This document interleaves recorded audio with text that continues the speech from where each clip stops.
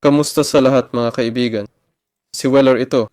Ngayon ipapakita ko paano gumawa ng Minecraft T-Launcher server. Maghanap at itype ang FreeMCHost. Pumunta sa unang site. Mag-login sa account. Ayan, o kaya gumawa ng bago. I-click ang gumawa ng bagong server. I-type ang pangalan ng server.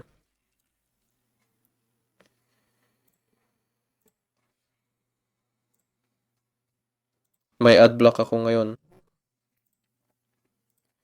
I-type ang pangalan ng server mo. Oo. Ay.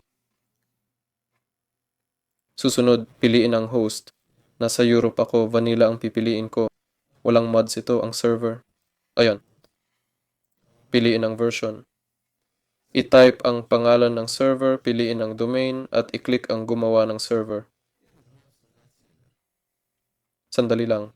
Ilang segundo lang ito, hindi ilang minuto, ilang segundo lang. Ayan. Hindi ko pa nga na-pause. Pumunta sa settings at alisin ang check sa online mode. Ganyan. Ayan. Pagkatapos, i-start ang server, i-click ang start. Pagkatapos i-start, i-reload ang page.